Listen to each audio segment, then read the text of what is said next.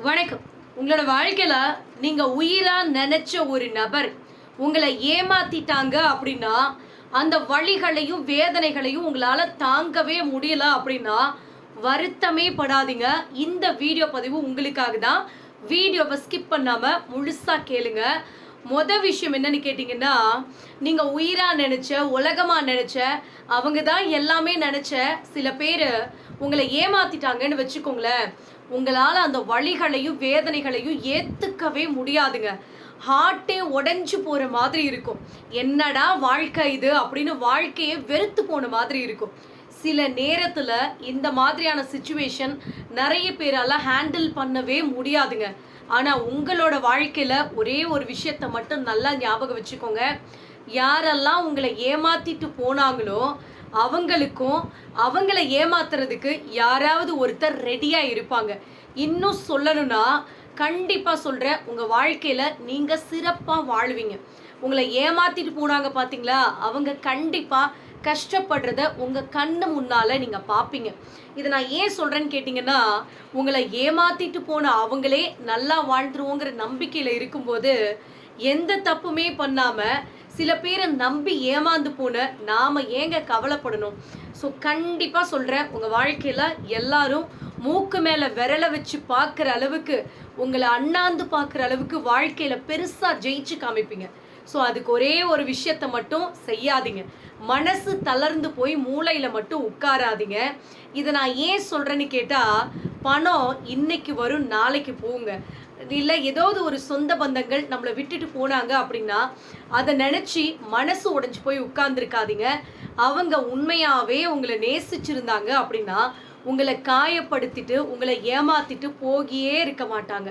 So இன்னைக்கு ஒரு சுச்சுவேஷனில் அவங்க உங்களை ஏமாத்திட்டு போயிட்டாங்க அப்படின்னா காலம் எல்லாத்துக்கும் பதில் சொல்லும்.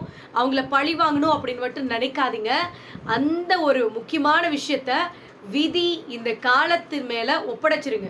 ஏன்னா காலத்தை விட ரொம்ப கொடூரமா பழி வாங்குறதுக்கு இந்த உலகத்துல யாராலையும் முடியாதுங்க. அமைதியா இருங்க, மௌனமா இருங்க. நீங்க எதையுமே பண்ணாதீங்க. அமைதியா உங்க வாழ்க்கையில நீங்க பாட்டுக்கும் உங்க வேலையை பார்த்துட்டு போய்கிட்டே இருங்க. ஸோ நீங்க யோசிக்கலாம், உனக்கு என்னப்பா நீ சொல்லிட்டு போயிடுவ, கேஷுவலா பேசிட்டு போயிடுவ, ஆனா அனுபவிக்கிறது நான் தானே, எனக்கு தான் அந்த வழி வருத்தம் கஷ்டம்லாம் தெரியும், நீ சாதாரணமா சொல்லிட்டு போயிடுவேன்னு நீங்க நினைக்கிறது எனக்கு நல்லாவே புரியுதுங்க. ஆனா சில நேரத்துல இந்த மாதிரியான சூழ்நிலையை நம்ம கடந்து தாங்க ஆகணும். ஸோ வேற வழியே கிடையாது. ஸோ இந்த மாதிரியான நேரத்தில் நீங்கள் ரொம்ப ரொம்ப ரொம்ப ரொம்ப தைரியமாக தன்னம்பிக்கையோடு இருக்கணும். அந்த தைரியம் மட்டும்தான் உங்கள் வாழ்க்கையில் உங்களை மிகப்பெரிய இடத்துக்கு கொண்டு போகும். அதை மறந்து போயிடாதீங்க.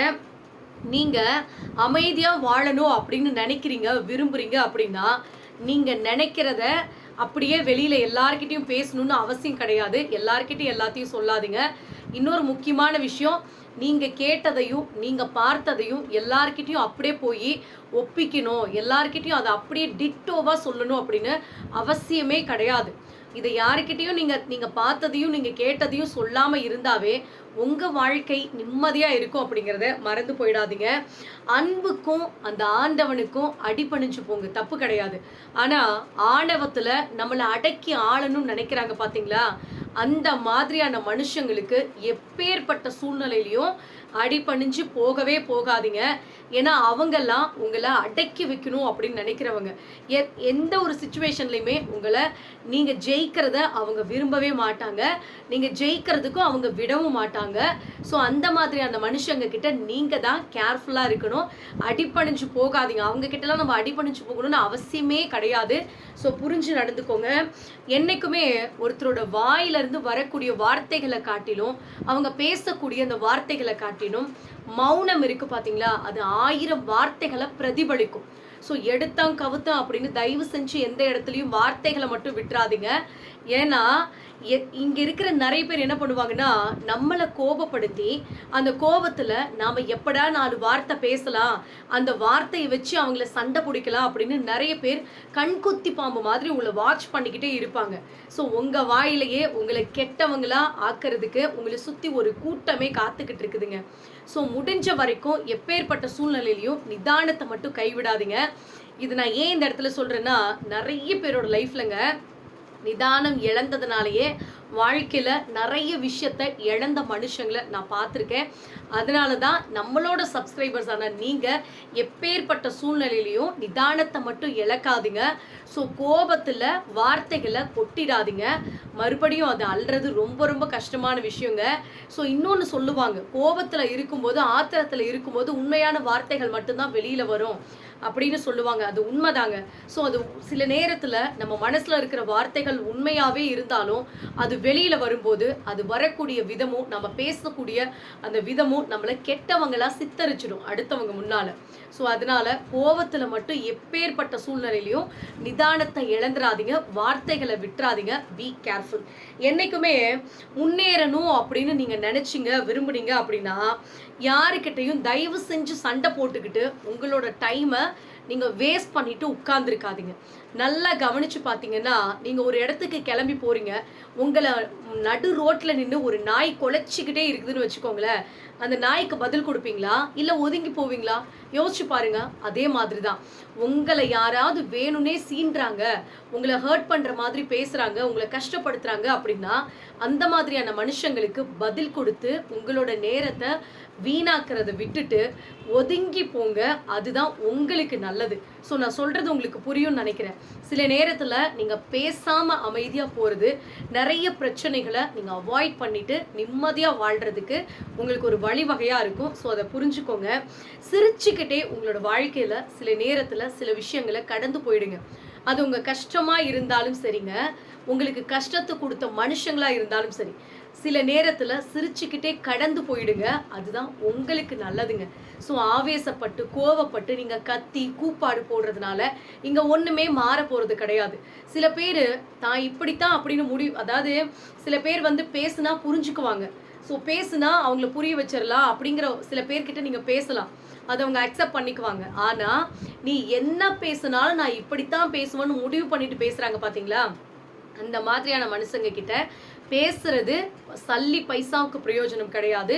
ஸோ நீங்கள் அவாய்ட் பண்ணிக்கிறது தான் உங்களுக்கு நல்லது. முடிஞ்சால் அந்த இடத்த விட்டு அமைதியாக சிரிச்சுக்கிட்டே கடந்து வந்துடுங்க. அதுதான் உங்களுக்கு நல்லதுங்க. என்றைக்குமே கோபத்தில் கூட நாம் இழக்காத அந்த நிதானமும் கொட்டாத வார்த்தைகளும் வருமுன் காப்போம் அப்படிங்கிற ஒரு மருந்துங்க. ஸோ வர்றதுக்கு முன்னாலேயே இந்த மாதிரி நிதானமாக கோபத்தில் வார்த்தைகளை கொட்டாத இருந்தீங்கன்னா எல்லா பிரச்சனைகளையும் ஈஸியாக நீங்கள் ஹேண்டில் பண்ணிடலாங்க. அன்பு வைக்கிறது, அதிகமாக உணர்ச்சி வசப்படுறது, பொங்கி எழுறது, எல்லாத்து மேலேயும் ரொம்ப ஆர்வம் படுறது, இது எல்லாமே கூட ஒரு சில நேரத்தில் அசௌகரியமான ஒரு விஷயம்தான். அளவுக்கு மீறி கண்மூடித்தனமான அன்பு பாசம் கூட சில நேரத்தில் நம்மளை கஷ்டப்படுத்திடும். ஸோ அதனால் பி கேர்ஃபுல், பார்த்து ஜாக்கிரதையாக நடந்துக்கோங்க. என்றைக்குமே வெற்றி பெறுறதுக்கு உழைப்பு எந்த அளவுக்கு முக்கியமோ அதை விட முக்கியம் நேரம் தவறாமை அப்படிங்கிற ஒரு விஷயம். ஸோ எப்போ பார்த்தாலும் நான் ஏன் இப்படி இருக்கேன் அப்படி இருக்கேன்னு யோசிச்சுக்கிட்டு நாம் வாழ்க்கையில் உழைச்சிக்கிட்டே இருந்தோம் மட்டும் நம்மளால் முன்னேற முடியாதுங்க. ஸோ கொஞ்சமாவது டைம் மேனேஜ்மெண்ட் அப்படிங்கிறத கரெக்டாக ஃபாலோ பண்ணணும். அதே மாதிரி தேவையில்லாத நேரத்தை வீணாக்கிறத ப்ளீஸ் தயவு செஞ்சு குறைச்சிக்கோங்க. அதை குறைச்சிக்கிட்டோம் அப்படின்னாவே நம்ம வாழ்க்கை நிம்மதியாக இருக்குங்க. எவ்வளோ நாள் பழகி இருந்தாலும் அந்தந்த நேரத்தில் அவங்களோட புத்தியை வெட்ட வெளிச்சமாக காமிச்சிட்டு போயிடுவாங்க. நாம தான் கண்மூடித்தனமாக இவங்க இப்படித்தானா அப்படிங்கிறத தெரிஞ்சுக்காம சில நாள், சில வருஷம், சில யுகங்கள் கூட இருக்கலாம்னு வச்சுக்கோங்களேன். ஸோ ரொம்ப நாள் நம்ம என்ன பண்ணியிருப்போம்னா ஏமாந்து போய் முட்டாள்தனமாக அவங்க நல்லவங்க அப்படின்னு நம்பி ஏமாந்து போயிருப்போம். ஸோ தயவு செஞ்சு சொல்கிறேன், அந்தந்த நேரத்தில் அவங்களுடைய புத்தியை காமிக்கும் போதாவது நாம் என்ன பண்ணணும்னா கொஞ்சமாவது அலர்ட் ஆகிக்கணும். இவங்க இப்படி தானா அப்படிங்கிறத தெரிஞ்சுக்கிட்டு நம்மளோட வாழ்க்கையை நாம் ரன் பண்ண ஆரம்பிச்சிடணும். அதே மாதிரி முதுகலை குத்துற பல பேரை விட முதுகுக்கு பின்னால் நம்மளை திட்டுறாங்க பார்த்தீங்களா, அவங்க எவ்வளவோ மேலுங்க. ஸோ யோசிச்சு பாருங்க, நம்ம கூடவே இருந்து நம்ம கூட ஒட்டி உறவாடி நம்மளோட எல்லா விஷயத்தையும் சுரண்டிக்கிட்டு நம்மளுடைய உழைப்புல இருந்து நம்மளோட பணத்துல இருந்து எல்லாத்தையும் புடுங்கிக்கிட்டு கடைசியில் நமக்கே துரோகம் பண்ணிட்டு கொஞ்சம் கூட குற்ற உணர்ச்சியே இல்லாத இருக்கிற மனுஷங்க இருக்காங்க பார்த்தீங்களா. நிறைய பேர் இருக்கிறாங்கங்க. ஸோ அந்த மாதிரியான மனுஷங்களுக்கு முன்னால நம்ம முகத்துக்கு முன்னால திட்டுறாங்க பார்த்தீங்களா, அதெல்லாம் சாதாரண விஷயங்க. இன்னும் சொல்லணும்னா அவங்கெல்லாம் உண்மையானவங்க. உங்க முகத்துக்கு முன்னால திட்டுறவங்கலாம். ஸோ முகத்துக்கு முன்னால சிரிச்சு நடிச்சுட்டு முகத்துக்கு பின்னால உங்களை வந்து கண்டபடி பேசுறது, அடுத்தவங்க முன்னால உங்களை அலட்சியப்படுத்துறது, இந்த மாதிரியான உறவுகள்ல கிட்ட தயவு செஞ்சு ஜாக்கிரதையா இருங்க. அவங்க என்னைக்குமே உங்களை உயர்த்தணும்னு நினைக்க மாட்டாங்க, உங்களை வளரவும் விட மாட்டாங்க. So be careful. அடிப்பட்டவன் உங்களை திரும்பி அடிக்கல அப்படின்னா அந்த இடத்துல நீங்க ரொம்ப ரொம்ப ரொம்ப ஜாக்கிரதையா இருக்கணுங்க. ஏன்னா அவன் அந்த வலியை மறைக்கவும் இல்லை, மன்னிக்கவும் இல்லை அப்படிங்கிறது தான் உண்மை. ஸோ நீங்கள் அந்த இடத்துல ஜாக்கிரதையாக இருந்துக்கோங்க. ஸோ இந்த வீடியோ பதிவு கண்டிப்பாக உங்களுக்கு பயனுள்ளதாக இருக்கும்னு நம்புகிறேன். அப்படி இருந்துச்சுன்னா லைக் பண்ணுங்கள், ஷேர் பண்ணுங்கள், கமெண்ட் பண்ணுங்கள், மறக்காமல் சப்ஸ்கிரைப் பண்ணுங்கள். உங்கள் லைஃப்பில் ஏதாவது ஒரு விஷயம் நான் சொன்ன இந்த பாயிண்டில் ஏதாவது ஒரு விஷயம் என்னோடய லைஃப்லேயே நடந்திருக்கு அப்படின்னா மறக்காமல் நீங்கள் அதை கமெண்ட் பண்ணுங்கள். கண்டிப்பாக சொல்கிறேன், என்னால் முடிஞ்ச சொல்யூஷனை உங்களுக்கு சொல்கிறேங்க. நன்றி, வணக்கம்.